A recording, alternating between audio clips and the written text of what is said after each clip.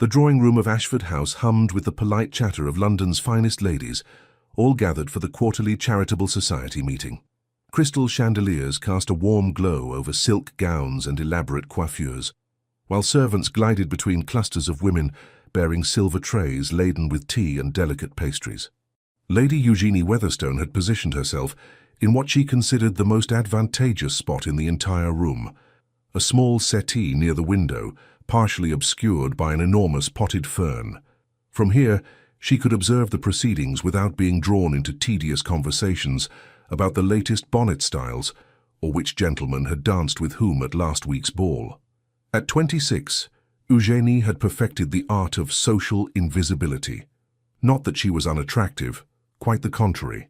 Her dark auburn hair and intelligent grey eyes had caught attention enough during her first season 9 years ago.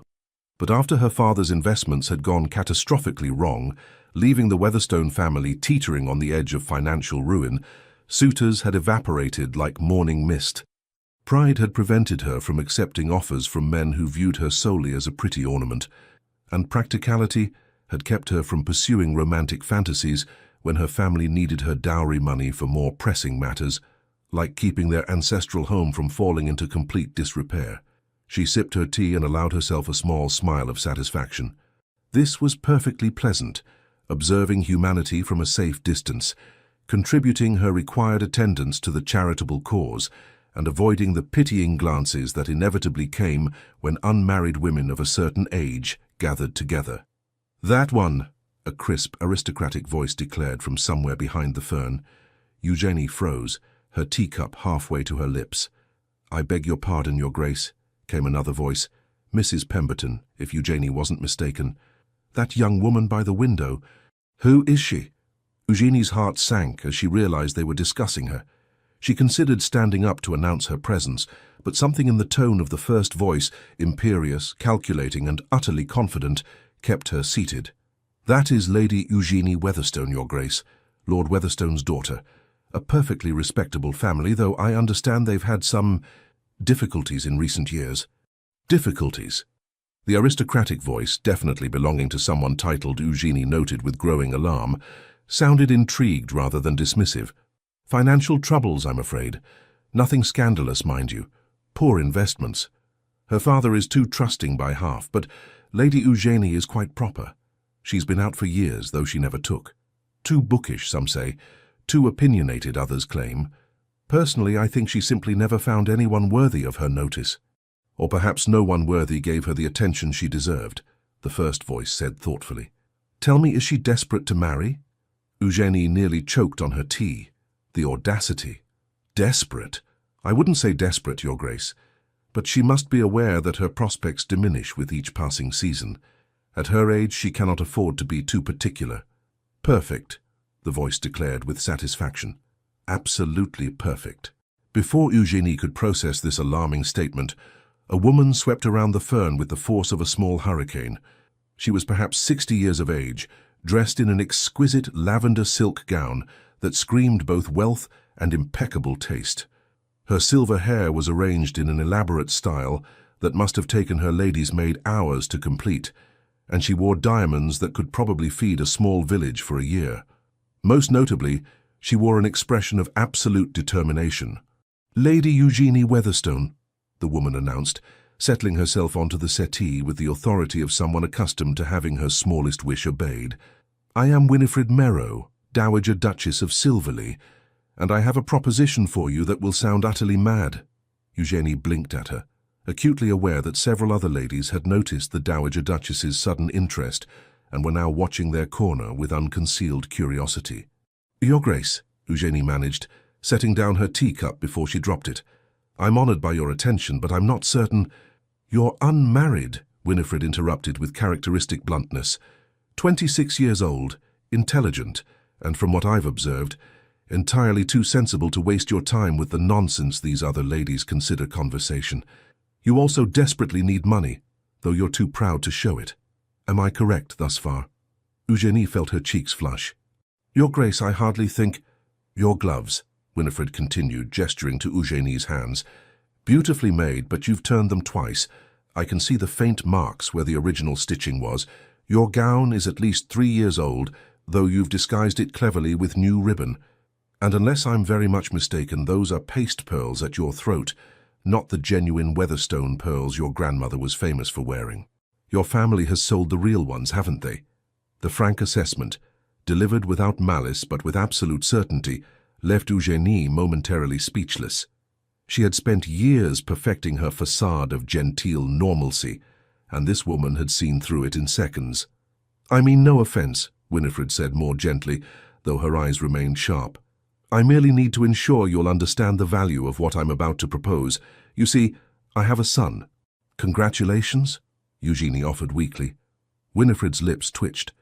"Callum Merrow, Duke of Silverley, 32 years old, devastatingly handsome if I do say so myself, wealthy beyond measure, and possessing absolutely no interest whatsoever in finding a wife. Do you know how many debutantes I've paraded before him over the past decade? Dozens. Beautiful, accomplished young ladies from the finest families in England. He treats them all with perfect courtesy and complete indifference. I'm sorry for your difficulty, Your Grace, but I fail to see how this concerns me." "Because," Winifred leaned closer, her voice dropping to a conspiratorial whisper that somehow carried more weight than a shout, "you are going to pretend to be his fiancée, starting immediately." Eugénie stared at her. "I beg your pardon. Just for this afternoon," Winifred continued, as if she hadn't just suggested something completely insane. "You see, there are several particularly odious women at this gathering who have been hounding me mercilessly about Callum's unmarried state. Lady Cromwell actually had the audacity to suggest that perhaps my son prefers unconventional companionship. I need to silence them, and you, my dear, are the perfect solution." "Your Grace, I cannot possibly—" "You can and you will," Winifred said firmly, "because I am going to make it worth your while. Stand up." Somewhere in Eugénie's sensible mind, a voice was screaming at her to refuse, to make her excuses and leave immediately. But another part of her, the part that had spent years watching her father's worry lines deepen, that had seen her mother quietly sell family heirlooms piece by piece, that had lain awake at night, calculating how many more months they could maintain appearances before the creditors came calling, that part of her stood up. "Excellent." Winifred rose as well, linking her arm through Eugénie's with proprietary satisfaction. "Now smile as if I've just shared delightful news. That's right, and for heaven's sake, try to look like a woman in love." "I don't even know your son." "Minor detail. Now hold your head high. You're about to become the most talked-about woman in London." Before Eugénie could protest further, Winifred had steered her into the centre of the drawing room, where the gathered ladies turned to observe them with varying degrees of interest. "Ladies," Winifred announced in a voice that carried effortlessly across the room, bringing all conversation to an immediate halt, "I have the most wonderful news. May I present my son's fiancée, Lady Eugénie Weatherstone. The wedding will be in 3 months' time at St. George's. We're keeping it small, only 500 guests or so." The room erupted. Women surged forward with congratulations and questions, their voices blending into an incomprehensible cacophony. Eugénie felt herself being pulled into embraces by people she barely knew, heard herself murmuring responses that she couldn't quite process, and caught glimpses of faces ranging from delighted to devastatingly envious. Through it all, Winifred remained at her side, a small smile of triumph playing about her lips. "Your Grace," Eugénie hissed under her breath during a brief lull in the onslaught, "this is madness. When your son discovers what you've done—" "Oh, Callum will be furious," Winifred agreed cheerfully. "Absolutely apoplectic. It will be magnificent. He's been far too complacent lately. This will do him good." "Do him good? You've just announced to all of London society that we're engaged." "Indeed I have. And now you have a choice, my dear. You can publicly humiliate both yourself and me by denying it in front of all these witnesses, ensuring that neither of our reputations ever recovers. Or," Winifred's voice took on a steely quality, "you can play along for the remainder of this afternoon, and tomorrow morning you and I will have a proper discussion about compensating you for your trouble." "Compensating me?" Eugénie's mind raced. "You mean—" "I mean that I am prepared to be exceedingly generous to the woman who helps me solve my problem. Your family's financial difficulties could become a thing of the past, Lady Eugénie. All you need do is pretend to be in love with my son for one afternoon. Surely that's not too high a price." Eugénie looked at the faces surrounding her, women she'd known for years, but who had never particularly noticed her before. They were looking at her now, though, looking at her with interest, with envy, with the kind of attention that came from being associated with one of the most eligible men in England. She thought of her father's tired eyes, her mother's brave smile when she'd sold her grandmother's brooch last month, her younger brother's education, hanging in the balance because they couldn't afford the fees. "What do I need to know about him?" she heard herself ask. Winifred's smile widened. "Ah, splendid. Well, let me see. Callum is brilliant. Cambridge, first in his class. He manages our estates with impressive competence and takes his duties in the House of Lords seriously, unlike most of his peers. He's an excellent horseman, a fair shot, and he detests dancing despite being quite good at it." "That's not what I meant," Eugenie said. "I meant, what will convince people we're actually engaged? What are his habits, his preferences? Does he have a sense of humor?" Winifred looked at her with something approaching respect. "Very practical. Yes, he has a quite wonderful sense of humor, though he hides it behind that ducal reserve he's perfected. He's sardonic rather than jovial, wit over warmth, if you take my meaning. He reads voraciously, particularly philosophy and political theory. He takes his coffee black, his whiskey neat, and his privacy seriously. He's loyal to those he cares about, but slow to trust. And," she added with a significant look, "he has very little patience for dishonesty or manipulation." "Then he's going to absolutely despise this," Eugenie said flatly. "Oh, undoubtedly. But by the time he discovers it, you'll have made such an impression on London society that breaking the engagement will be far more trouble than maintaining the fiction.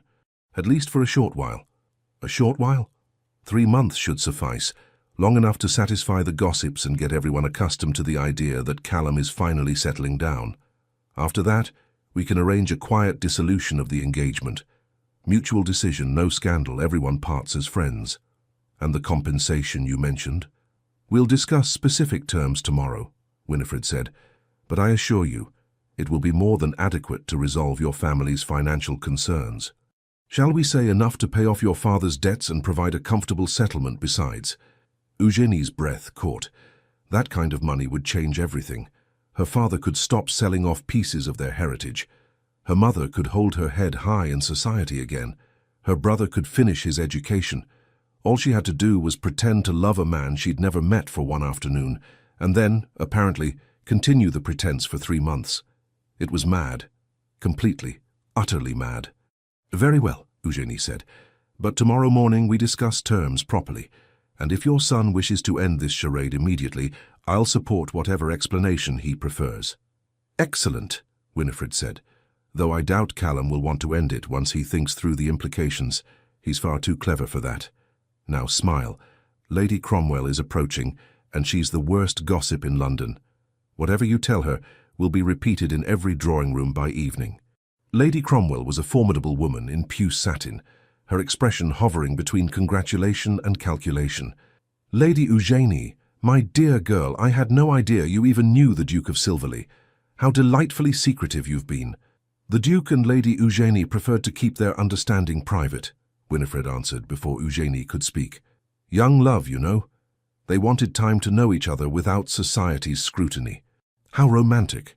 Lady Cromwell's eyes narrowed with interest. "And where did you meet, if I may ask?" Eugenie's mind went blank. Where would a duke and an impoverished lady even cross paths? She opened her mouth, desperately grasping for a plausible explanation. "At the British Museum," Winifred supplied smoothly. "They both have a passion for ancient Greek philosophy. Isn't that right, dear?" "Yes," Eugenie seized on the lie gratefully. We discovered we were both examining the same collection of manuscripts. We struck up a conversation about Aristotle's ethics, and—" She gestured vaguely. One thing led to another. It sounded absurd even to her own ears, but Lady Cromwell seemed to accept it. "How very intellectual. I suppose that explains why the Duke hasn't been seen courting anyone. He was too busy courting you in secret." "Precisely," Winifred said with satisfaction. The afternoon continued in much the same vein. Eugenie found herself repeating variations of the museum story, accepting congratulations from women who had barely acknowledged her existence before, and feeling increasingly like she'd been swept up in a theatrical production without being given her lines. By the time the charitable society meeting concluded, her face ached from forced smiling, and her mind reeled from the sheer audacity of what she'd just done. As the ladies began to depart, Winifred squeezed her arm. "You did beautifully. My carriage will collect you tomorrow morning at 10 o'clock. We'll discuss everything properly then." "Your Grace," Eugenie said quietly, "what happens when your son finds out what we've done?" Winifred's expression turned thoughtful. "Callum has spent the last decade avoiding his responsibilities where marriage is concerned.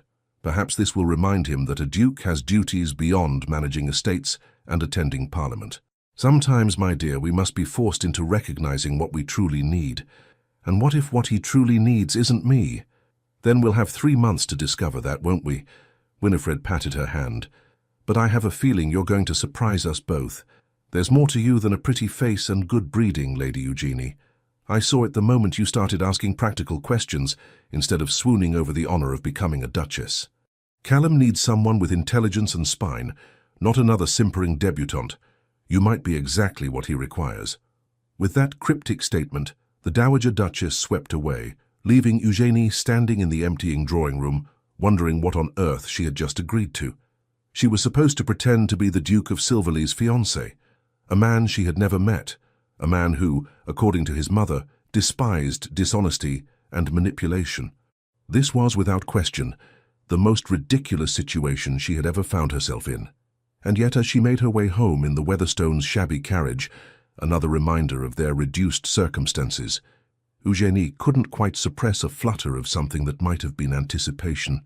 For the first time in years, something interesting was happening to her, something unexpected and absurd and potentially disastrous, but also possibly something that could save her family. She arrived home to find her mother in the drawing room, mending curtains that should have been replaced 2 years ago. "Eugenie, darling, how was the charitable society meeting?" Eugenie looked at her mother, still beautiful despite the lines of worry around her eyes, still maintaining the graceful dignity that had made her one of the most admired women of her generation, still pretending that everything was perfectly fine, even as their world crumbled piece by piece. "Actually, Mother," Eugenie said slowly, "something rather extraordinary happened. I appear to have gotten engaged." Her mother's needle stopped mid-stitch. "You what?" "To the Duke of Silverley. His mother announced it to the entire charitable society. The wedding is to be in 3 months at St. George's." There was a long, profound silence. Then her mother set down her mending with great care. "Eugenie Charlotte Weatherstone, sit down and explain yourself this instant." As Eugenie recounted the afternoon's events, she watched her mother's expression cycle through disbelief, horror, and finally, cautious calculation. "Let me understand this correctly," her mother said when Eugenie had finished. "The Dowager Duchess of Silverley has promised to compensate you, us, for participating in a false engagement to her son." "Yes." "An engagement that will last 3 months and then be quietly dissolved." "That's what she proposed." "And you believe she'll actually pay what she's promised?" "The Dowager Duchess didn't become one of the most influential women in London by breaking her word, Mother. If anything, her reputation for keeping promises is fearsome." Her mother was quiet for a long moment. "Do you know what this could mean for us if she keeps her word?" "I know. Your father could hold his head up again. We could repair the roof. Edward could finish his education properly." "I know, Mother." Another silence fell between them, heavy with unspoken implications. "You'll have to meet him eventually," her mother said finally. "The Duke. He'll undoubtedly have thoughts about his mother announcing his engagement without his knowledge or consent." Eugenie felt her stomach twist with apprehension.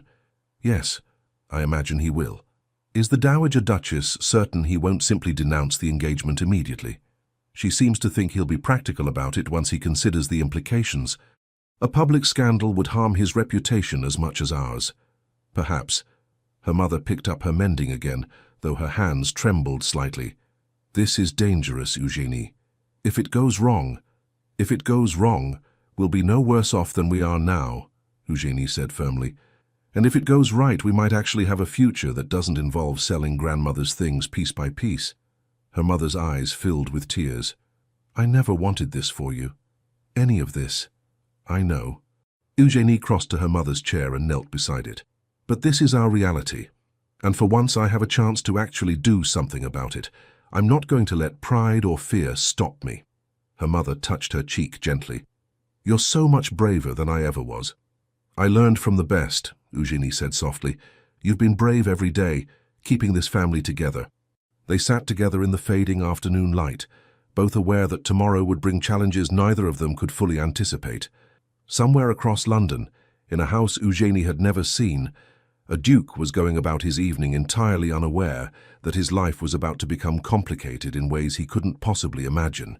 The Duke of Silverley's London residence was a masterpiece of Georgian architecture, all elegant proportions and understated magnificence. Eugenie stood before it the following morning, acutely aware of how inadequate her second-best morning dress appeared in comparison to such grandeur.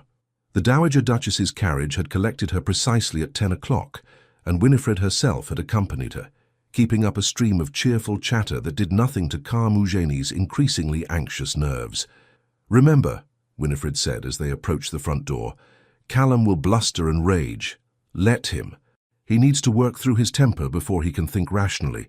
And underneath all that ducal outrage, he's actually quite reasonable."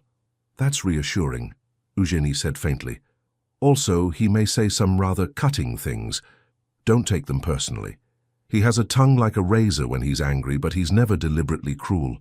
"Your Grace, you're not actually helping," Winifred laughed. "Sorry, dear, I'm simply excited. This is the most interesting thing that's happened in years." They were admitted by a butler, whose expression suggested he had witnessed many interesting things in his time and been impressed by none of them.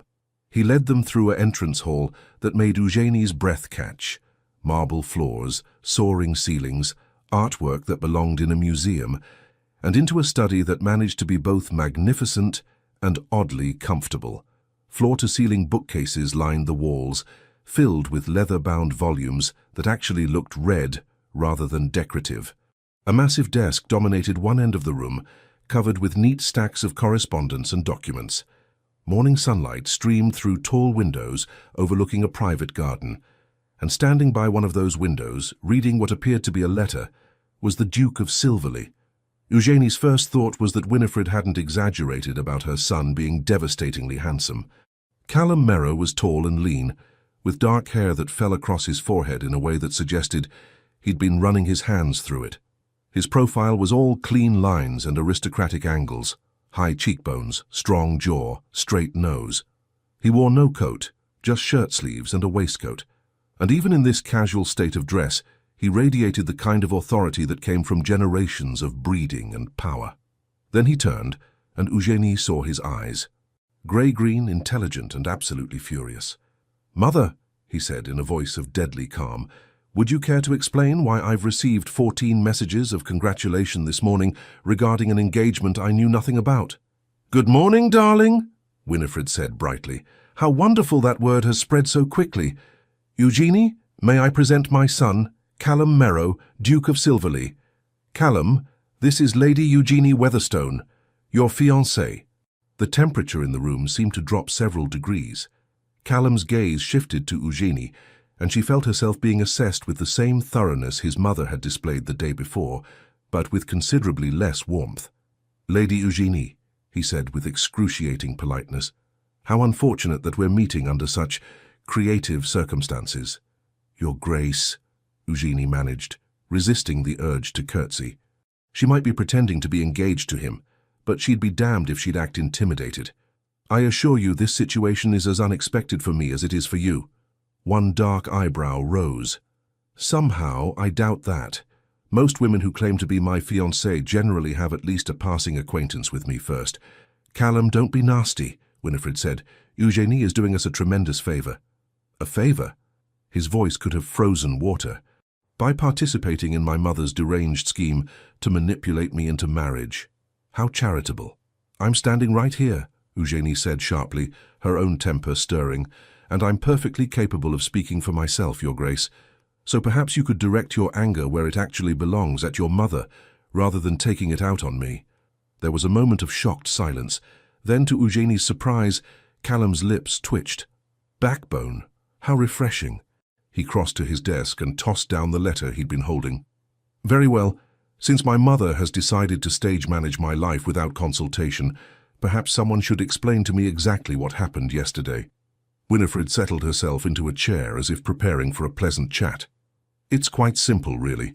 I observed Lady Eugenie at the Charitable Society meeting. Intelligent, composed, and clearly not interested in the usual social nonsense. Perfect wife material, I thought. So I suggested she pretend to be your fiancée for the afternoon. Suggested, Callum repeated flatly. Well, strongly encouraged. Lady Cromwell was being particularly odious about your unmarried state, and I needed to silence her. Eugenie here was the perfect solution. Perfect. Callum's gaze swung back to Eugenie. And you simply agreed? Without question? Your mother offered compensation, Eugenie said directly, seeing no point in dissembling. My family has financial difficulties. She proposed a business arrangement. I pretend to be engaged to you for 3 months, and in exchange, she provides enough funds to resolve our debts. It seemed straightforward enough. She watched his expression carefully, trying to read his reaction. To her surprise, he looked more intrigued than insulted. Honest, at least, he observed. Most women would pretend to some romantic motive. I'm not most women, Your Grace. And I have no interest in deceiving you about my reasons. No. Apparently you only have interest in deceiving all of London society. But there was less heat in his voice now, more calculation. That was your mother's idea, Eugenie pointed out. I was simply drinking tea and minding my own business when she dragooned me into this scheme. And yet you didn't refuse. No, Eugenie admitted. I didn't. Because my family needs help, and I'm not too proud to accept it when it's offered, even if it comes with strings attached. Callum studied her for a long moment. Then he turned to his mother. 3 months? 3 months, Winifred confirmed. Long enough to satisfy society and get the gossips talking about something else. After that, you and Eugenie can have a quiet dissolution of the engagement. No scandal, no drama. Except that I'll be known as the man who broke an engagement with a respectable young woman, Callum pointed out. That won't exactly enhance my reputation. We'll say it was mutual, Winifred said. Discovered you didn't suit. Happens all the time. And in the meantime, I'm expected to play the devoted fiancé. It would be helpful, his mother agreed serenely. Callum was quiet for a moment, his expression unreadable. Then he moved to pour himself a glass of whiskey from the decanter on his desk. It's 10 o'clock in the morning, Winifred observed. Yes, and I've just discovered I'm engaged to a complete stranger. I believe that warrants morning drinking. He downed half the glass, then looked at Eugenie again. Tell me, Lady Eugenie, are you aware of what being engaged to a duke actually entails? The social obligations, the scrutiny, the endless parade of tedious events you'll be expected to attend at my side? I imagine it's considerably more pleasant than watching my family's home fall apart around us, Eugenie said evenly. Something flickered in his eyes, surprise perhaps or reluctant respect. You're remarkably pragmatic about this. I find pragmatism useful in difficult situations. And this is a difficult situation. Extraordinarily so, Eugenie agreed, but not insurmountable. Your mother is right about one thing. If you denounce the engagement now, it creates a scandal that harms both of us. Better to maintain the fiction for a short time and then end things quietly. 3 months isn't so very long. Callum finished his whiskey and set down the glass with precise care. Very well. I'll agree to this absurd charade on 2 conditions. Which are? Winifred asked. First, we establish clear terms. Lady Eugenie will receive her compensation in stages. 1/3 now to demonstrate good faith, 1/3 at the halfway point, and the final third when the engagement ends amicably. That ensures cooperation from all parties. Agreed, Winifred said promptly. And the second condition? Callum looked directly at Eugenie. You move into this house immediately. What? Eugenie and Winifred spoke simultaneously. If we're going to convince London society that this engagement is real, we need to be seen together, frequently. That means dinners, events, morning rides in the park, all the tedious courtship rituals people expect. It will be far easier if you're living under my roof, with my mother as chaperone, of course. Callum, that's highly irregular, Winifred protested. So is arranging a fake engagement without my knowledge, he countered. Besides, plenty of engaged couples live in the same household with appropriate chaperonage. It will actually make our story more convincing. He had a point, Eugenie realized with dismay, and she could see the calculation in his eyes. This was a test. He expected her to refuse, to balk at such an unconventional arrangement. "All right," she said. Both Merrows turned to stare at her. "All right," Callum repeated. "If it makes the arrangement more practical, I see no reason to object. As long as the living situation is properly chaperoned, and as long as you understand that this is purely a business arrangement." "Purely business," Callum agreed, but something in his expression suggested he found her compliance surprising. "Then we have an accord. Mother, I trust you can make the financial arrangements Lady Eugenie and I have discussed?" "Of course." Winifred looked between them, clearly pleased with how this was unfolding. "I'll have the first payment delivered to Lord Weatherstone this afternoon." "Excellent. Lady Eugenie, how soon can you relocate your belongings?" Tomorrow?" Eugenie's mind was reeling. Everything was moving so fast. "Tomorrow it is." Callum moved back to his desk, already dismissing them. "Mother, please show Lady Eugenie to whatever rooms you think appropriate, and someone should probably notify the staff that we're about to have another resident." "Wait," Eugenie said. "That's it? We're just doing this?" Callum looked up, and for the first time she saw a hint of humor in his eyes. "Did you expect more discussion? You've accepted my terms. I've accepted yours. The arrangement is settled, unless you're developing cold feet." "No," Eugenie said quickly. "I simply thought that I'd rage and threaten and throw you out." His smile was sardonic. "I considered it, but as you pointed out, the damage is already done. My mother has ensured that half of London believes we're engaged. Fighting it would only create more problems, so we might as well make the best of this farce." He returned his attention to the papers on his desk. "We'll have dinner together this evening, 7 o'clock. Please dress appropriately. If we're going to convince people we're madly in love, we should probably have at least one proper conversation." It was clearly a dismissal. Eugenie followed Winifred out of the study, her mind churning with everything that had just transpired. In the space of a single morning, she'd gone from impoverished lady to the Duke of Silverley's fiancée. She was moving into his house. Tomorrow, to spend 3 months pretending to be in love with a man who clearly resented the entire situation. What had she gotten herself into? Moving into the Duke of Silverley's London residence proved to be considerably more complicated than Eugenie had anticipated. Her mother had spent the entire evening in a state of anxious excitement, alternating between concerns about propriety and relief at the promised financial assistance that had indeed arrived that afternoon, delivered in person by the Dowager Duchess's secretary with a bank draft that had made Eugenie's father's hands tremble. "This is real," he'd said quietly, staring at the paper as if it might vanish. "This is actually happening." "Try not to spend it all at once," Eugenie had said, attempting levity to cover her own anxiety. "I've committed to 3 months of extremely awkward social theatre."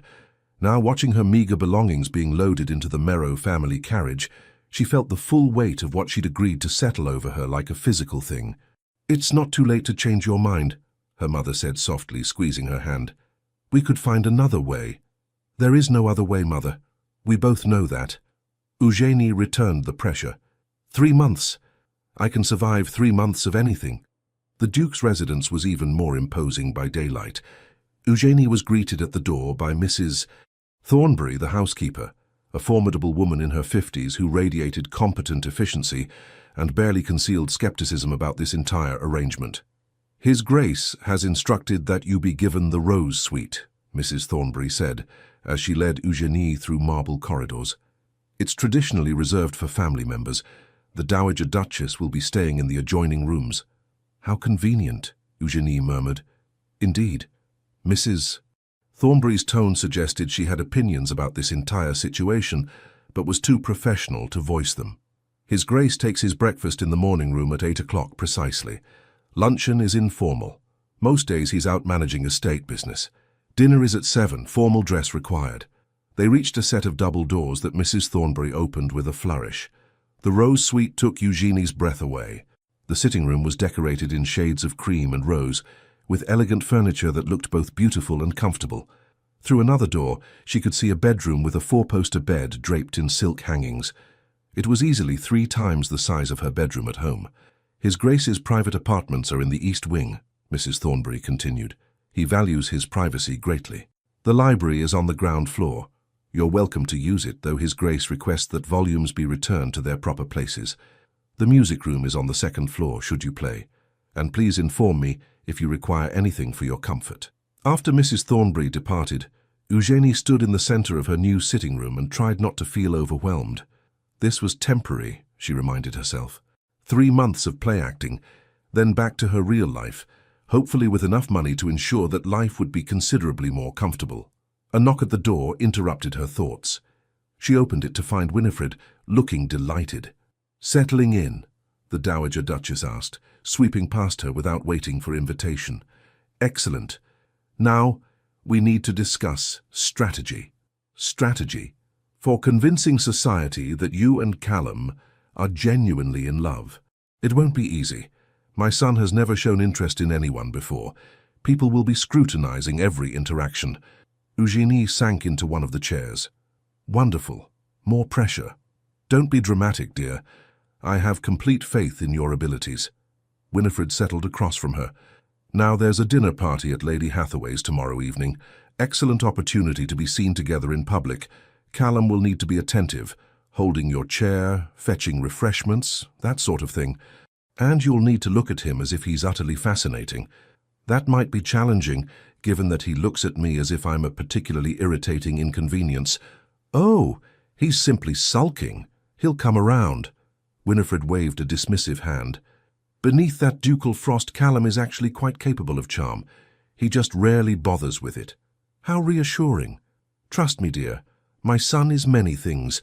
Stubborn, proud, occasionally insufferably arrogant, but he's not stupid.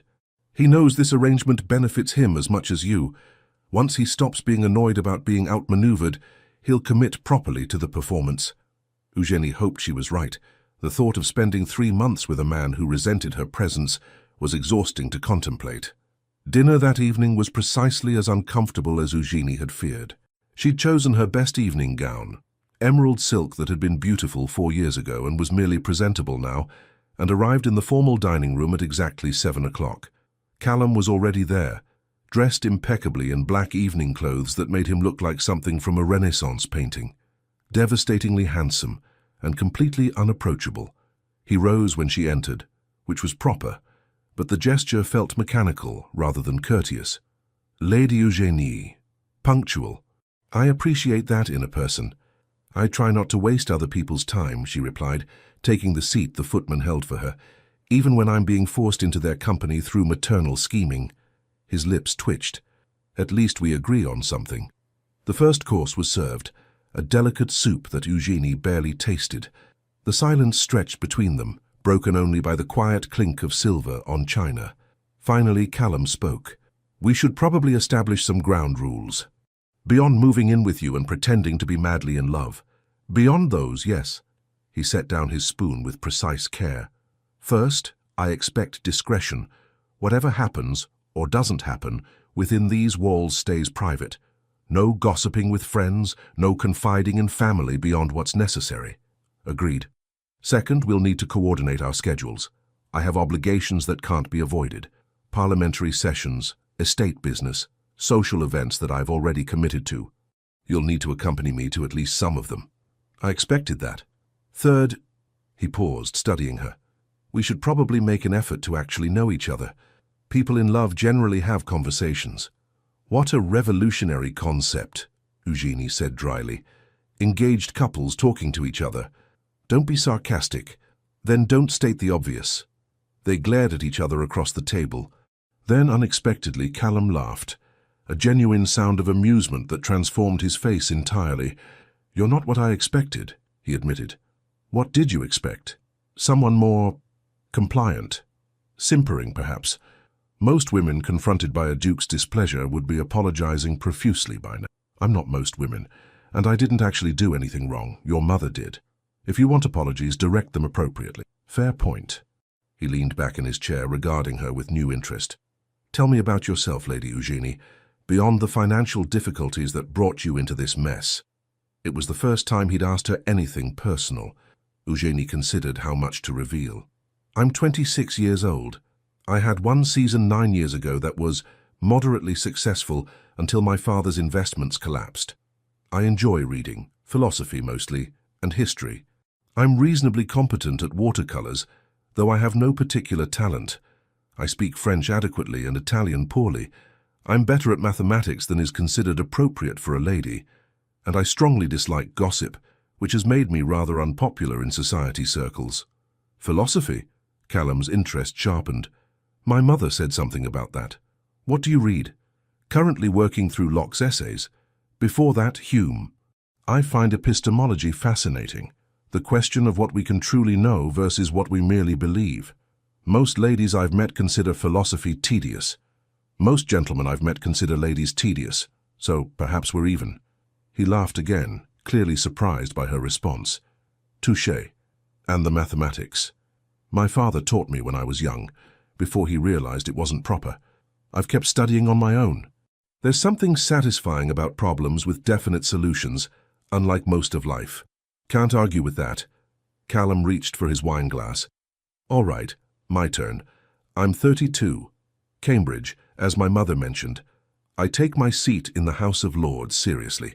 Currently involved in reform discussions about poor laws and factory working conditions.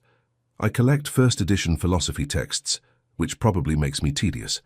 I fence regularly because I enjoy the discipline. And I despise dancing despite being adequately skilled. Why do you hate dancing? Because it requires making small talk with simpering debutantes while their mothers evaluate me like prize livestock, he grimaced. Though I suppose I'll have to dance with you now, to maintain appearances. Lucky me. Lucky us, he corrected. We're both stuck in this ridiculous situation. The main course arrived, roasted duck with vegetables, and they ate in more comfortable silence. Eugenie found herself relaxing slightly. Callum Merrow might be arrogant and clearly resentful of this engagement, but he was also intelligent and surprisingly honest. There were worse qualities in a temporary fiancé. Lady Hathaway's dinner party tomorrow, Callum said after a while. Are you prepared for that?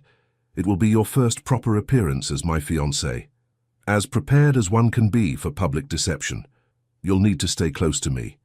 Answer questions about our courtship consistently. Stick to the British Museum story my mother invented. And for heaven's sake, try to look at me occasionally as if I'm not completely insufferable. That might require considerable acting skill. I have complete faith in your abilities, he said, echoing his mother's earlier words with obvious sarcasm. Likewise, Your Grace, I'm sure you can manage to look besotted for a few hours. I'm a duke. I can manage anything when necessary. What a humble attitude. I prefer confident. They finished the meal with increasingly comfortable banter, and Eugenie realized with some surprise that she was actually enjoying herself. Callum Merrow was sharp-witted and had a bone-dry sense of humor that appealed to her. When he wasn't being coldly formal, he was actually rather likable. Dangerous thought, that. This was a business arrangement, nothing more. She couldn't afford to forget that. After dinner, Callum escorted her to the library, an enormous room that made her gasp with delight. Books lined every wall, floor to ceiling, more volumes than she'd ever seen outside of a university. You're welcome to read anything here, Callum said, watching her reaction with amusement.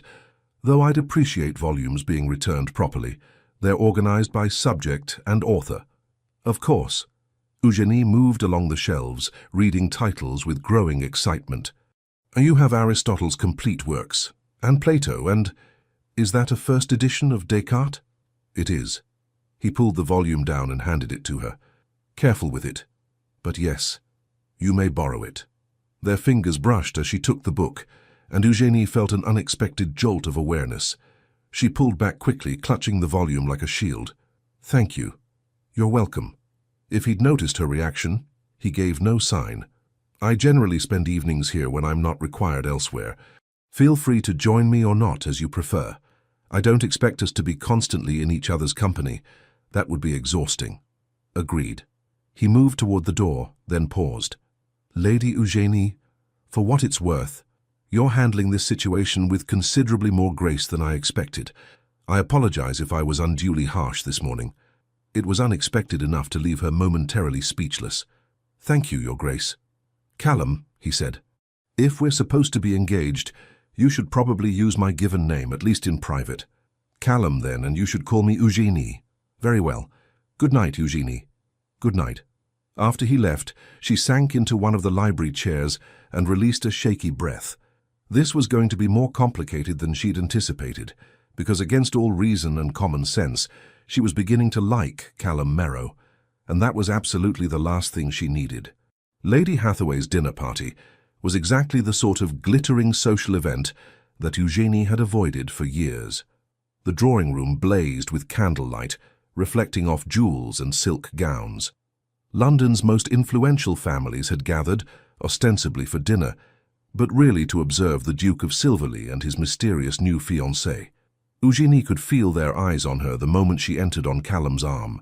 He'd called for her earlier, looking devastatingly handsome in his evening clothes, and offered his arm with formal courtesy that somehow still managed to convey reluctance.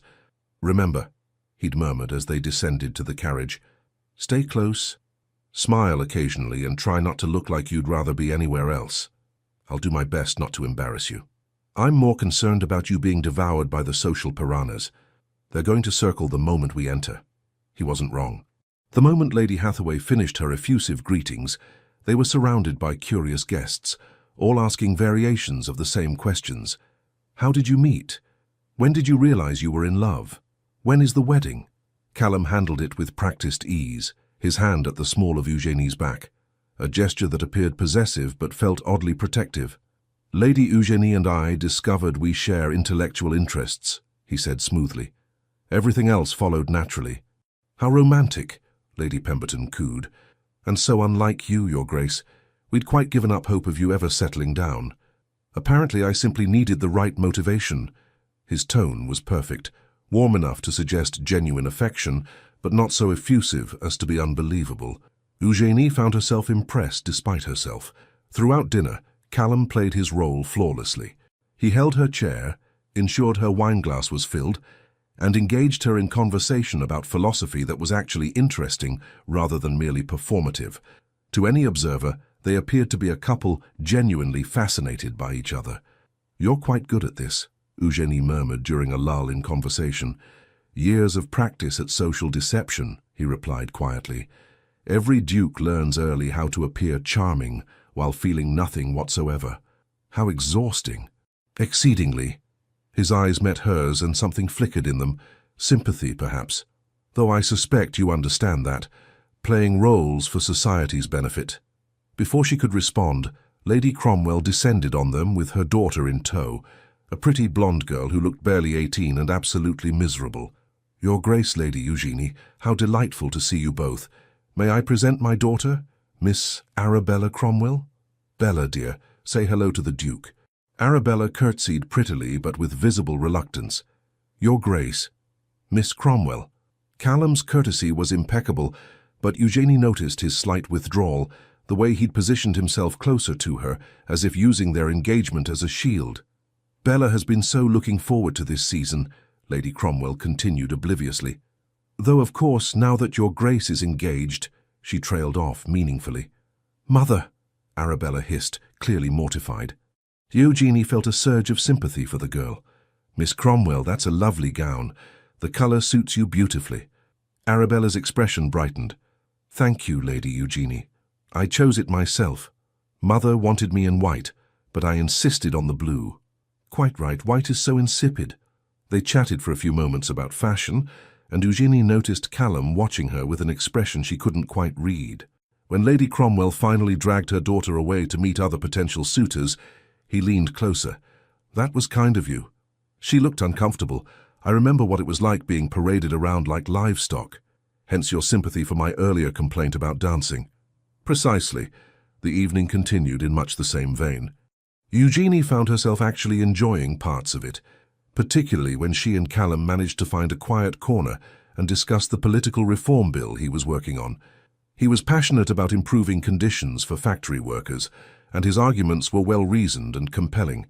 "Most people don't expect dukes to care about such things," he said.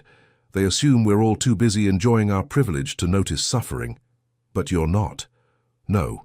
Perhaps because my father made sure I understood that privilege comes with responsibility. Power should serve purpose, beyond personal gratification." "That's quite progressive thinking." "Don't spread that around. I have a reputation for aristocratic arrogance to maintain."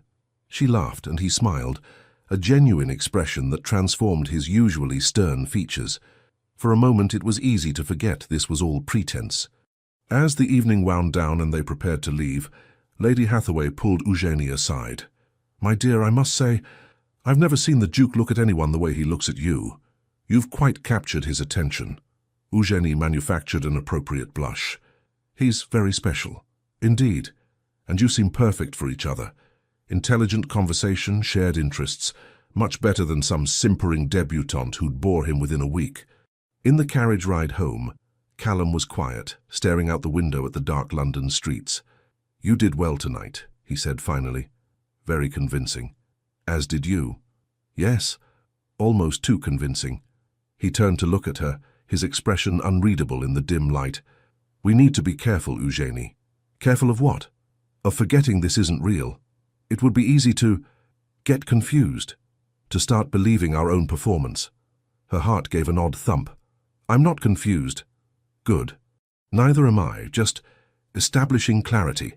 But his tone suggested he was trying to convince himself as much as her.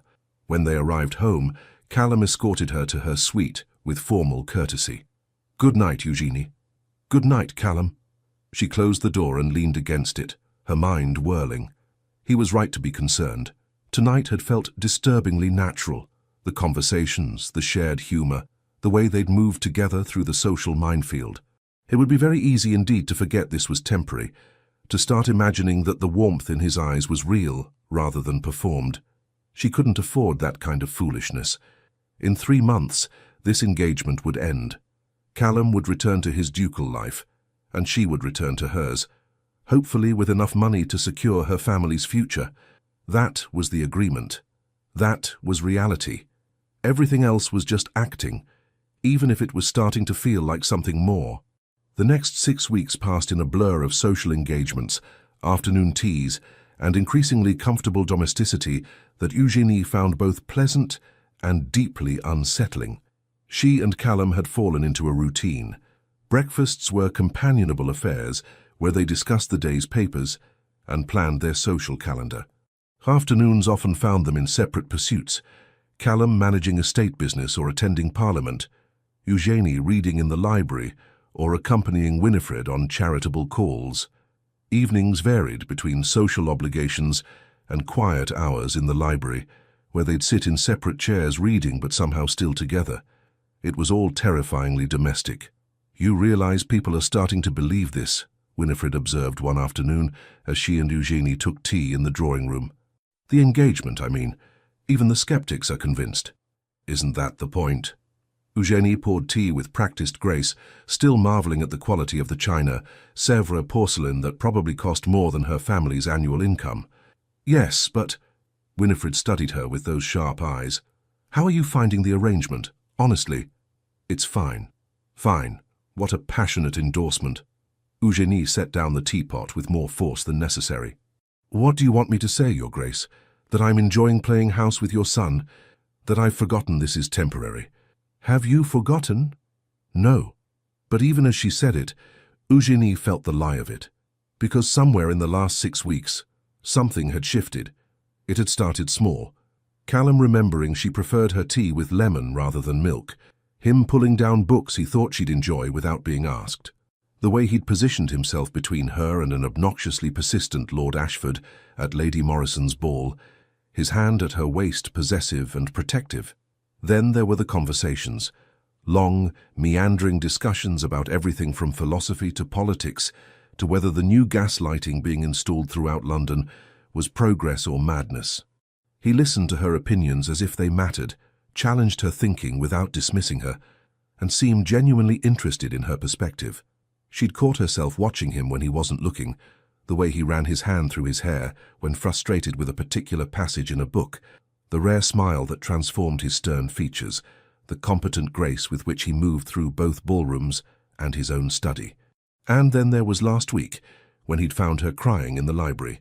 She'd received a letter from her father, enthusiastic and hopeful for the first time in years, talking about repairs to the estate and her brother's excellent progress at school.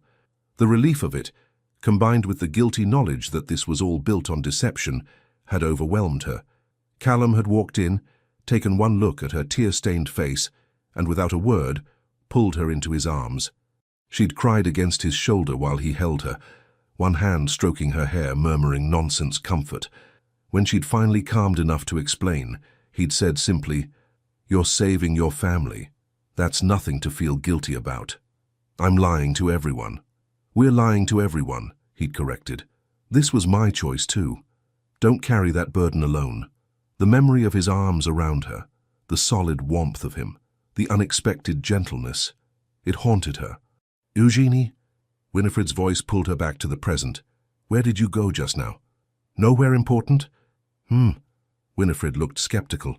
"You know, I've been watching you and Callum together. The way he looks at you when you're not paying attention. The way you light up when he enters a room." "We're playing our roles," Eugenie said firmly. "As agreed." "If you say so, dear. But I've known my son his entire life, and I've never seen him look at anyone the way he looks at you. Not once in 32 years. Before Eugenie could formulate a response, Callum himself appeared in the doorway, looking unusually disheveled. His cravat was loosened, his hair mussed, as if he'd been running his hands through it repeatedly, and his expression was somewhere between frustrated and exhausted. "Problems, darling?" Winifred asked. "The reform bill is being blocked by idiots who care more about maintaining their factory profits than basic human decency," Callum said tersely. "I've spent 4 hours in debate with men who think 10-year-olds working 14-hour days is perfectly acceptable." "How dreadful," Eugenie said. "Can the bill be salvaged?" "Possibly, if we can convince enough votes, but it's exhausting arguing with people who refuse to see reason." He noticed their tea set-up and moved toward them. "May I join you, or is this ladies' time?" "Join us," Eugenie said, pouring him a cup. "Lemon, no sugar." He took it with a small smile. "You remembered." "Hard to forget after 6 weeks." He settled into the chair beside her, close enough that she could feel the warmth of him. "Tell me something completely unrelated to factory reform and parliamentary obstinacy. Please. I need to think about anything else." "I finished the Descartes," Eugenie offered, "and I've started on Spinoza." "Ah, yes. Nothing says light reading like 17th century rationalism." But his tone was teasing rather than dismissive. "What do you think of it?" "Dense. Occasionally brilliant. Sometimes I suspect he's making things more complicated than necessary, just to sound intellectual." Callum laughed, the genuine sound that she'd come to treasure. "Fair assessment. Though don't let the philosophy dons hear you say that." "What philosophy dons would I be speaking with?" "Good point." He stretched his legs out, relaxing visibly. "Though you'd hold your own if you did. You've got a sharper mind than half the men I studied with at Cambridge." The casual compliment sent warmth through her. "That's quite a statement from someone who graduated first in his class." "It's also true." His eyes met hers with an intensity that made her breath catch. "You know that, don't you? That you're genuinely intelligent, not just intelligent for a woman." She faltered, unsure how to respond to such direct praise. "Because you are," he continued. "And anyone who's dismissed you as merely decorative is an idiot who doesn't deserve your attention." Winifred cleared her throat meaningfully. "Well, this is enlightening." They both seemed to realize simultaneously that they'd been staring at each other, that the atmosphere had shifted into something charged and complicated. Callum stood abruptly. "I should return to work. I have correspondence to review before tomorrow's session." "Of course," Eugenie managed. He paused at the doorway, looking back. "We're attending the opera tomorrow evening. Winifred, you're joining us, yes?" "Naturally," his mother confirmed. "Can't have the engaged couple attending alone. Propriety must be observed." After he left, Winifred turned to Eugenie with a knowing smile. "Still just playing roles?" "Don't," Eugenie said quietly. "Don't what?" "Don't encourage whatever you think you're seeing. This ends in 6 weeks. We both know that." "Do we?" Winifred's expression turned serious. "Eugenie, dear, I know I orchestrated this arrangement initially. And yes, I had hopes it might become something more. I won't deny that. But I've watched you two together, and what I'm seeing isn't acting. Not anymore." "It has to be," Eugenie insisted, "because if it's not—" She broke off, unable to complete the thought. "If it's not, then what? You might actually be happy. Heaven forbid. I'm not his equal, Eugénie said bluntly. I'm an impoverished lady from a family on the edge of ruin. He's a duke. In the real world, outside this temporary fiction, we don't belong together. The real world, Winifred repeated thoughtfully. What an interesting phrase. As if the past 6 weeks haven't been real. As if the conversations, the laughter, the genuine connection you've built, none of that counts because it started with a lie. It doesn't matter how it feels. The arrangement expires in 6 weeks. We agreed. Arrangements can be renegotiated. Winifred stood, preparing to leave. All I'm saying is don't dismiss the possibility of something genuine simply because it began unconventionally. Some of the best things in life happen when we least expect them. After she left, Eugénie sat alone with her cooling tea and increasingly confused thoughts. The problem was, Winifred was right about one thing. It no longer felt like acting. When Callum smiled at her, her heart did foolish things. When he touched her hand or stood close enough that she could smell his cologne, her pulse raced. When they talked late into the evening about philosophy or politics or nothing in particular, she felt more alive than she had in years. But that didn't change reality. Callum Merrow was a duke with responsibilities and social standing. She was Lady Eugénie Weatherstone from a family whose financial stability currently depended on maintaining this fiction. Even if something real had developed between them, and she wasn't admitting it had, pursuing it would be complicated beyond measure. Better to maintain the boundaries. Finish the agreed-upon 3 months. Take the money that would secure her family's future and walk away. Even if the thought of walking away from Callum made her chest ache with surprising intensity. The opera the following evening was a grand affair. Eugénie wore the new gown Winifred had insisted on purchasing, deep sapphire silk that made her skin glow and her eyes appear almost luminous. She'd caught Callum staring when she descended the stairs, an expression on his face she couldn't quite interpret. "You look—" He paused, seeming to search for words. "Magnificent. Thank you." She'd wanted to say something equally complimentary about how devastatingly handsome he looked in his evening clothes, but the words stuck in her throat. The Merrow family box at the Opera House was positioned perfectly, visible to the entire theatre but elevated enough to provide some privacy. As they settled into their seats, Eugénie was acutely aware of the eyes upon them. "Ignore them," Callum murmured, leaning close enough that his breath stirred her hair. "They're just curious. Let them look." The opera was Mozart's Don Giovanni, dramatic and passionate, and somehow entirely too appropriate for Eugénie's current state of mind. She tried to focus on the music, the spectacular staging, anything other than Callum's presence beside her. But she could feel him, the warmth of his arm nearly touching hers on the shared armrest, the way he shifted slightly closer during the more dramatic passages, as if unconsciously seeking proximity, the occasional glance in her direction that made her pulse race. During the interval, they remained in the box while Winifred went to greet acquaintances. Alone for the first time that evening, the silence between them felt heavy with unspoken things.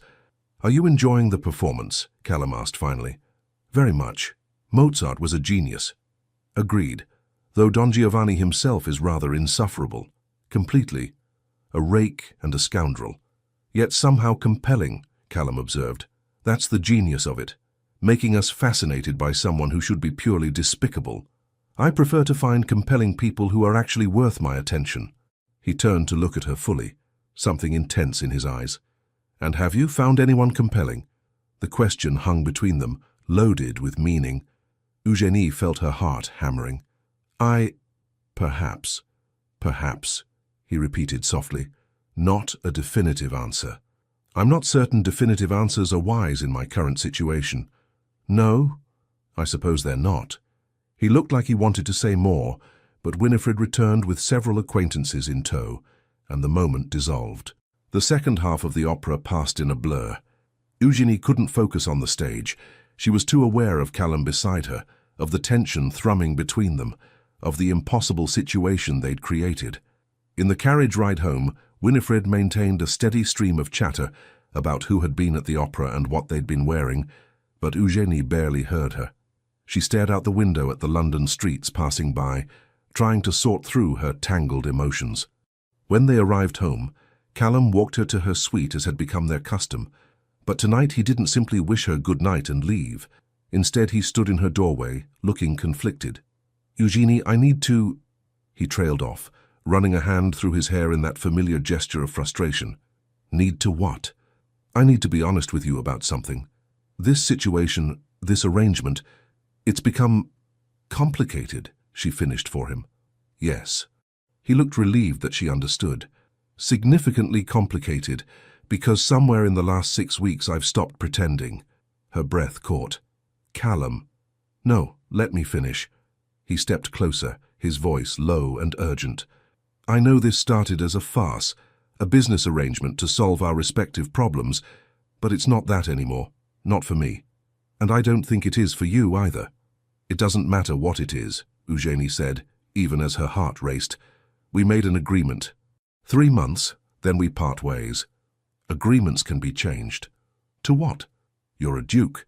I'm an impoverished lady whose family's survival depends on your mother's generosity. There's no version of this that doesn't end in complication and heartbreak."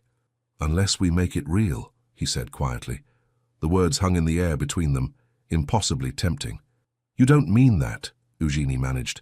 "You're caught up in the fiction we've created." "I'm caught up in you," Callum corrected. "Your intelligence, your humor, your resilience, the way you challenge me and make me think, the way you see through social nonsense to what actually matters, the way you—" He broke off, seeming to struggle for words. "The way I what?" He stepped closer still until they were barely a foot apart. "The way you make me want things I've never wanted before. Partnership, companionship, someone who actually understands me rather than just tolerating me for my title." Eugenie felt tears prickling behind her eyes. "You can't say these things." "Why not? They're true." "Because they make everything harder, because in 6 weeks this ends. We agreed, Callum. We had a plan. Then let's change the plan." His hand came up to cup her cheek, thumb brushing away a tear she hadn't realized had fallen. "Let's make this real. Marry me. Not as part of an arrangement, but because we choose it. Because what we've found together is worth keeping." It was everything she wanted and couldn't allow herself to have. "I can't," she whispered. "Don't you see? I came into this for money, to save my family. If I say yes now, I'll never know, and neither will you, whether it's real or just desperation and proximity and pretending for so long that we've confused ourselves." "I'm not confused." "But I am." She pulled away from his touch, wrapping her arms around herself. "I don't know what's real anymore, Callum. I don't know if I've actually fallen in love with you or if I've just convinced myself I have, because it makes the charade easier to maintain. And you don't know either. Not really." He looked stricken. "Eugenie, we need to stick to the plan," she said firmly, even as her heart broke. 6 more weeks, then we end the engagement as agreed. If what you're feeling is real, it will still be real after 3 months of separation. And if it's not, if we've just been caught up in playing house, then we'll have saved ourselves from making a terrible mistake. And if you're wrong, if I know right now, with absolute certainty, that I want you in my life permanently, then you'll still want me in 6 weeks, she said quietly. But we need that time, Callum. We need space away from this intensity. To be certain. He looked at her for a long moment, a dozen emotions flickering across his face. Finally, he nodded. 6 weeks. Then we'll revisit this conversation. Thank you. He turned to leave, then paused. For what it's worth, Eugenie, I've never been more certain of anything, but I'll give you the time you need. After he left, Eugenie closed the door and slid down to sit on the floor, her elaborate gown pooling around her. She buried her face in her hands and let herself cry, for what she wanted, for what she was afraid to take, for the impossible situation they'd created, because Callum was right. Somewhere in the last 6 weeks she had stopped pretending too. She'd fallen in love with him, with his intelligence and his unexpected kindness, with his passion for making the world better and his dry humor, with the way he looked at her as if she was the most fascinating person he'd ever met. But loving him didn't make the complications disappear. It didn't change the fact that their relationship was built on deception, that her family's financial security still depended on maintaining this fiction. 6 more weeks. Then they would see if what they'd built could survive in the real world, outside the protective bubble of their arrangement. It was going to be the longest 6 weeks of her life. The remaining weeks of the engagement crawled by with agonizing slowness. Eugenie and Callum maintained their public facade, attending balls, dinners, and social events with perfect courtesy. To the outside world, they appeared the ideal engaged couple. In private, things were infinitely more complicated. They still shared breakfasts and occasional evenings in the library, but now every interaction was weighted with unspoken tension. Callum never again mentioned making the engagement real, but his eyes said everything his words didn't, and Eugenie found herself aching with the need to close the distance between them, to give in to what she wanted, but she held firm to her decision. They needed time apart to be certain. With only 3 days remaining before their agreed-upon separation, Winifred summoned Eugenie to the drawing room with unusual urgency. "We have a problem," the Dowager Duchess announced without preamble. Eugenie's stomach dropped. "What kind of problem?" "Lady Cromwell has been investigating. She's gotten it into her head that this engagement is fraudulent." "What? How?" "She's been questioning servants, checking records, generally being a nosy nuisance. And she's discovered something rather damning." Winifred paused significantly. "There's no record of Callum ever visiting the British Museum during the time period we claimed you met." Eugenie felt the blood drain from her face. "Can she prove anything?" "Not definitively, but she's spreading rumors, suggesting the engagement was arranged for financial reasons, that you're a fortune hunter who trapped Callum into this sham." "That's not—" Eugenie broke off, realizing it was partially true. She had entered this arrangement for money, even if her motivations were more complex than Lady Cromwell could imagine. "I know it's not the full truth," Winifred said gently, "but perception matters in our world. If these rumors gain traction, it could damage both your reputations significantly. Then we'll end the engagement early, as planned. Issue a statement about discovering we don't suit. That will only confirm suspicions that something was wrong from the beginning." Winifred studied her carefully. "There is another option, which is, make it real. Marry Callum, not in 3 months, but now, this week, before Lady Cromwell's poisonous rumors can spread further." Eugenie's heart hammered. "You can't be serious." "I'm entirely serious. Think about it, my dear. The best way to silence gossip about a fraudulent engagement is to actually get married. It becomes impossible to claim deception when you're legally bound. But Callum knows about Lady Cromwell's investigation. I told him this morning, and he agrees that an immediate marriage is the most practical solution." "Practical?" Eugenie repeated hollowly. "How romantic. Romance is lovely, but survival is more important." Winifred's tone turned sharp. "You've spent 6 weeks building something genuine with my son, whether you want to admit it or not. Don't let pride and fear destroy that because the timing isn't perfect." Before Eugenie could respond, Callum himself entered the drawing room. He looked tired, she noticed, shadows under his eyes suggesting he'd slept poorly. "I assume Mother has explained the situation," he said without preamble. "She has." "And what do you think?" His voice was carefully neutral, giving nothing away. Eugenie looked between them, Winifred with her calculating determination, Callum with his guarded expression. This was madness, complete and utter madness.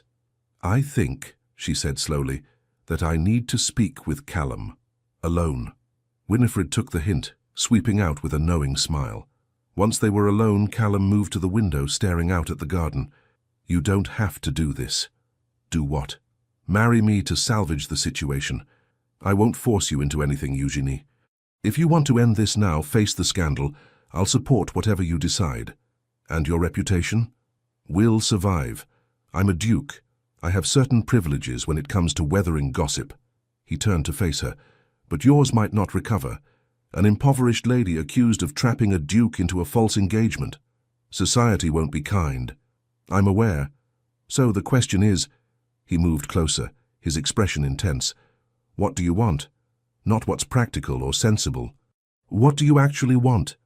It was the most direct question anyone had ever asked her, and standing there looking at Callum Merrow, this complicated, brilliant, unexpectedly tender man who'd somehow become the center of her world, Eugenie realized she was tired of lying, to society, to Winifred, to herself. "I want you," she said simply. "I've wanted you for weeks now, but I was too afraid to admit it.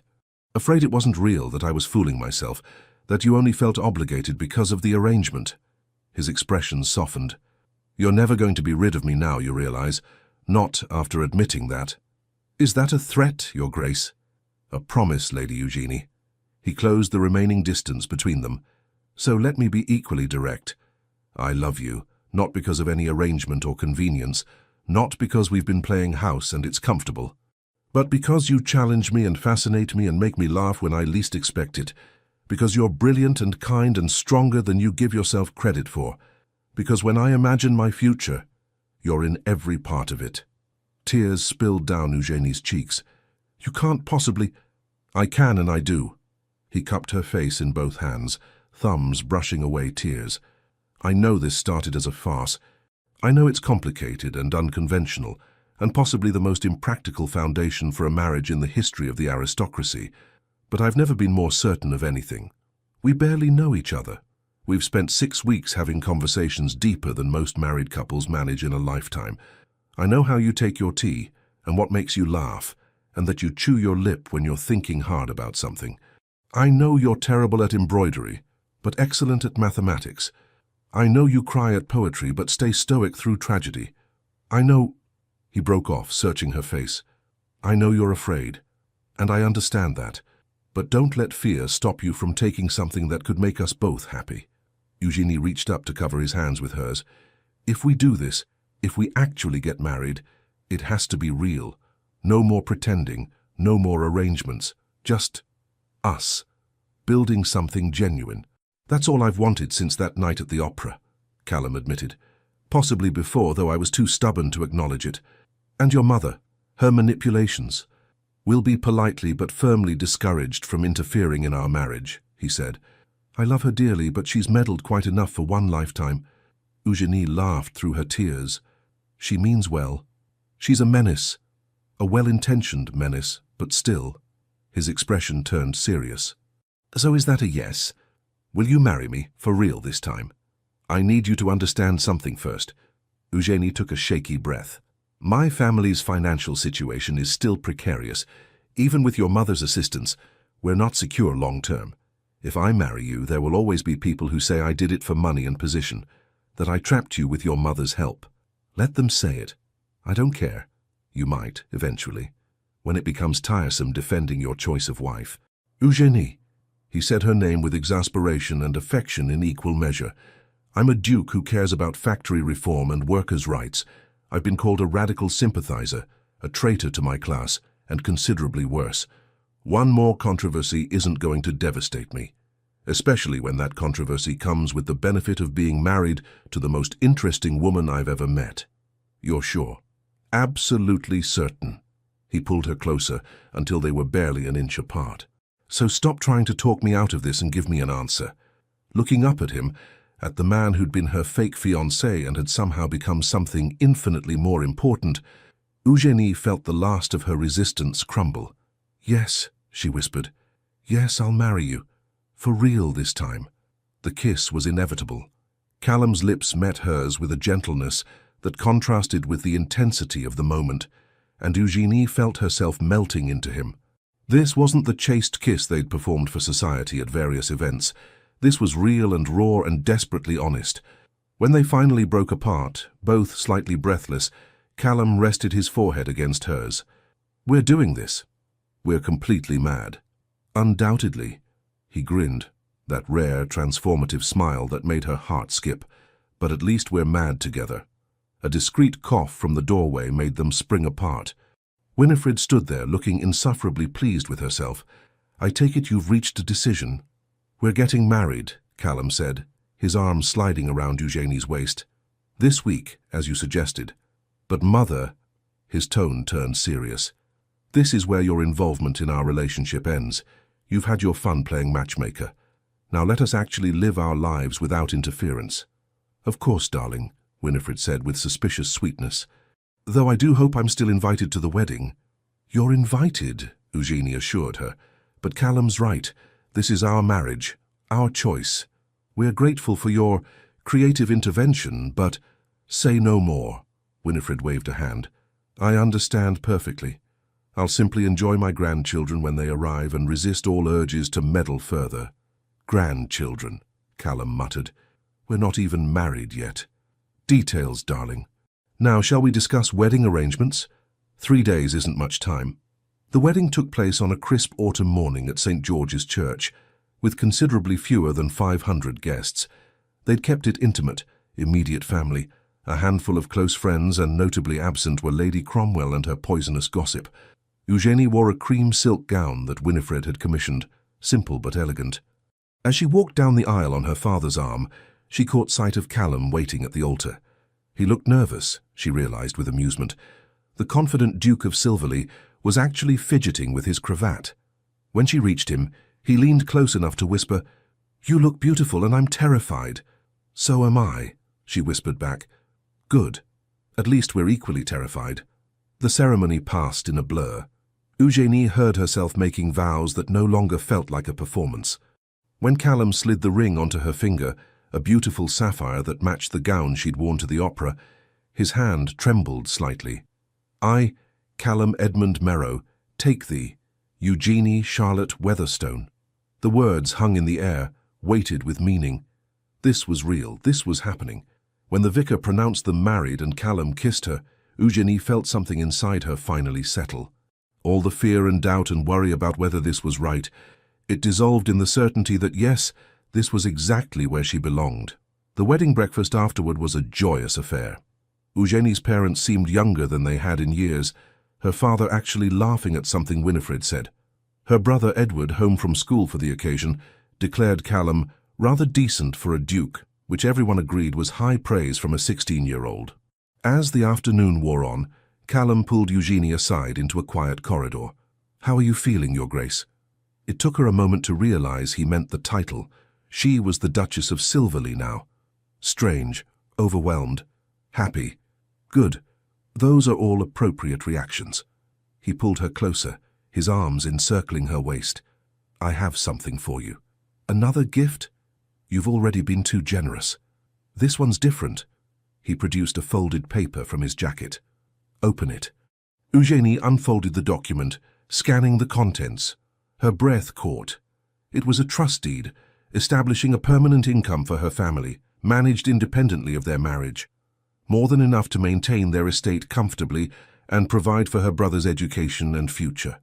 "Callum, this is insurance," he said quietly. "So you'll never have to wonder if you married me for money. This is yours regardless of what happens between us. If our marriage succeeds, and I fully intend that it will, this gives your family security without being tied to my goodwill. If somehow we're completely wrong about each other and everything falls apart, you'll still have provided for them. Either way, that burden is lifted." She looked at him through tears. "You didn't have to do this." "Yes, I did, because I need you to know that I want you here as my wife, as my partner, because I love you, not because you need my money or my protection. Those come freely, but your choice to stay has to be just that, a choice." Eugenie threw her arms around him, the document crumpling between them. "You impossible, wonderful man. How did I get so lucky?" "I believe my mother ambushed you at a charity tea," he said dryly. "But I like to think fate played a role too." They stood there in the corridor, holding each other, until someone called that the carriages were ready to take them home. To their home, Eugenie realized. Not his house where she was a temporary guest, but their shared residence. The thought was both thrilling and terrifying. That night, after the guests had departed and the house had quieted, Eugenie stood in her new bedroom, the Duchess's suite adjoining Callum's rooms, trying to process everything that had happened. A soft knock at the connecting door made her turn. "Come in." Callum entered, having changed out of his formal wedding clothes into a dressing gown. He looked younger somehow, less like a duke and more like just Callum. "I wanted to make sure you're all right," he said. "This has been a rather overwhelming day." "I'm fine. Better than fine." She moved to where he stood. "Though I keep expecting to wake up and discover this is all an elaborate dream. If it is, we're sharing it, which seems improbable." He reached out to tuck a strand of hair behind her ear, his touch gentle. "We don't have to, that is, I don't expect—" He broke off, clearly struggling. "Are you trying to tell me we don't have to consummate the marriage tonight?" Eugenie asked with amusement. "Yes, exactly that. We can take our time, get more comfortable with each other. There's no rush." She considered him for a moment. This man who'd shown her kindness when he could have been cruel, who'd respected her intelligence and valued her opinions, who'd just given her family financial security to prove his love was genuine. "What if I don't want to wait?" she asked softly. His eyes darkened. "Eugenie, we've been pretending for months, Callum, maintaining careful distance even when we wanted more. I'm tired of pretending, tired of being careful." She moved closer until they were nearly touching. "We're married now, actually married. I don't want our wedding night to be another exercise in restraint." "Are you certain?" His voice had gone rough. "Because once we cross this line—" "I'm certain." She reached up to cup his face, drawing him down to her. "I love you. I choose this. I choose you. No more doubts." The kiss that followed was nothing like their previous careful pecks for society. This was hungry and desperate, and absolutely honest. Callum's arms came around her, pulling her close as if he'd never let go. "I love you," he murmured against her lips. "God, Eugenie, I love you so much."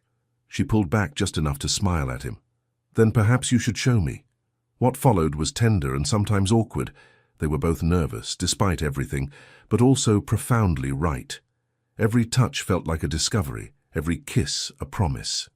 When Callum finally made her his wife in truth as well as law, Eugenie felt as if something fundamental had shifted in the universe. Afterwards, lying tangled together in the massive bed, Callum traced patterns on her bare shoulder.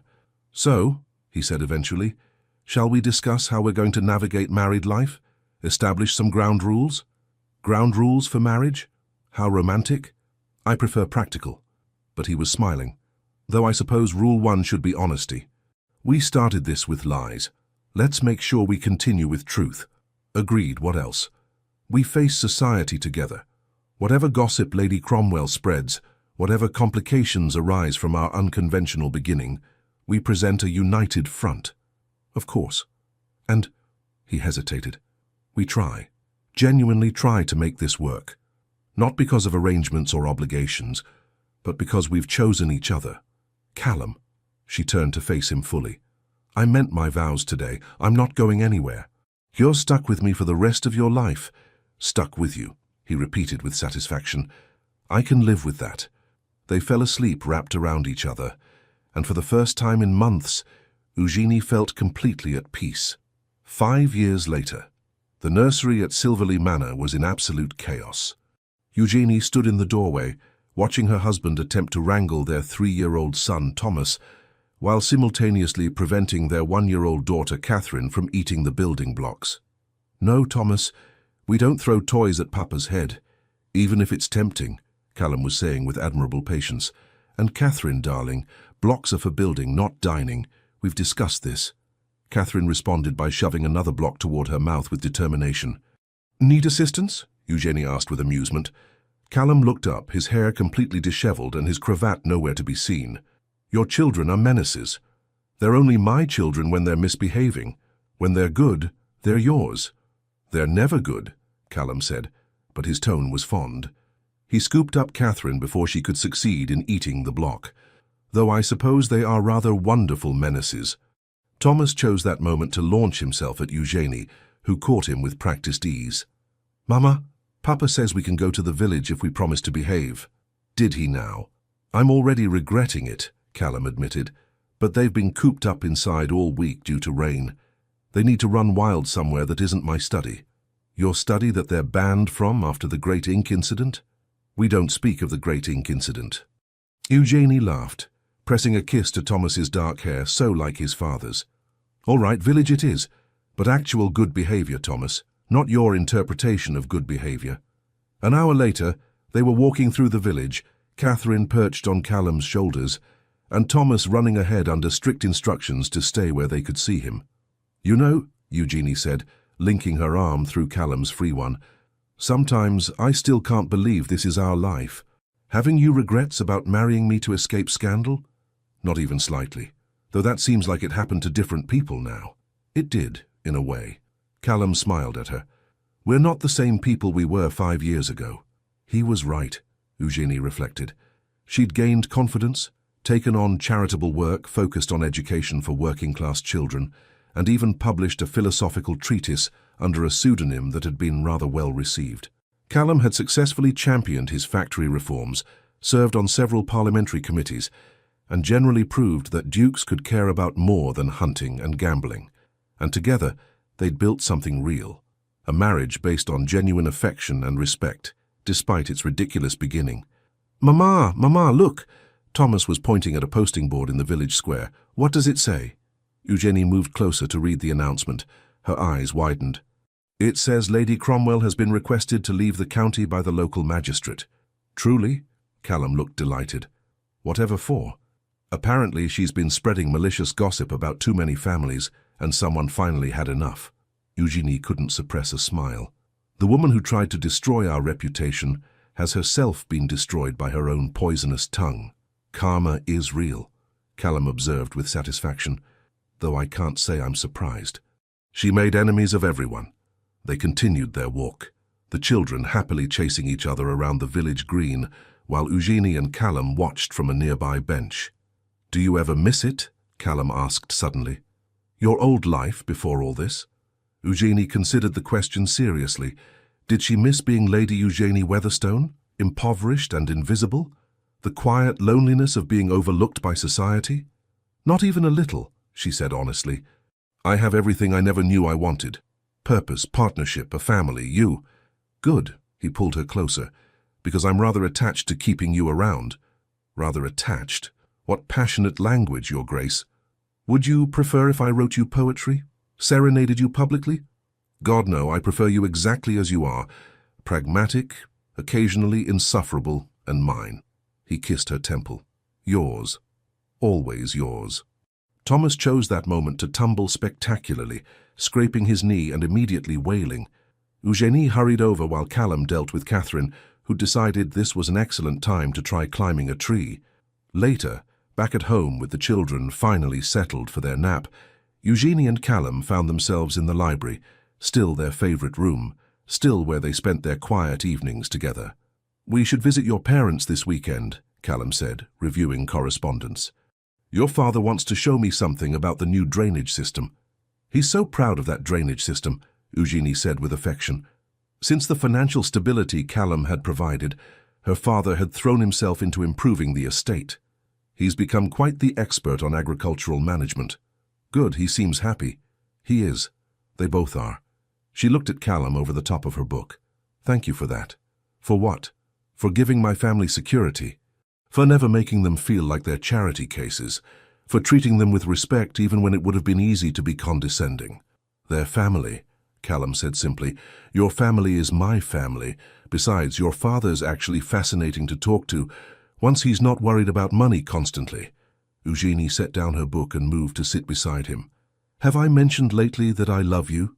"Not in the last hour. I was beginning to worry." She swatted his arm but couldn't suppress her smile. "I love you. Desperately, inconveniently, completely." "Inconveniently?" "You distract me from reading." "Very inconvenient." "I'll endeavor to be more distracting then." He pulled her into his lap, making her laugh. "Can't have you finding books more interesting than your husband?" "Impossible task. You're unfortunately fascinating." "Unfortunately. It would be easier if you were boring. Then I could ignore you and get more reading done." "My apologies for being so compelling," he said, clearly not sorry at all. They sat together in comfortable silence, Callum absently running his fingers through her hair while he read over her shoulder. "Do you know what I was thinking earlier?" Eugenie said eventually. "When we were in the village with the children." "What?" "That I'm glad your mother ambushed me at that tea. Glad she concocted that absurd scheme. Because without it, we never would have found each other." Callum was quiet for a moment. "I've thought that too. It's strange, isn't it? How the best things sometimes start in the most improbable ways. Should we tell the children someday about how we really met?" "Absolutely. When they're old enough to appreciate the absurdity." He pressed a kiss to her hair. "They should know that sometimes taking a chance on something ridiculous leads to something extraordinary." "Very philosophical, Your Grace." "I learned from the best." Eugenie twisted to look up at him. "I really do love you, you know. Not the convenient fiction we created, not the role we played, but you, exactly as you are." "I know." His eyes were soft with affection. "I've known it since that night you cried in this library and let me hold you. Since you trusted me with your fear and uncertainty, that's when I knew this was real. Not when I agreed to marry you. That's when I hoped. But trust? That's when I knew. They sat together as the afternoon light faded, talking about everything and nothing. Upcoming social obligations, Callum's latest parliamentary efforts, the children's antics, plans for the future. And Eugenie thought, not for the first time, that she was extraordinarily lucky.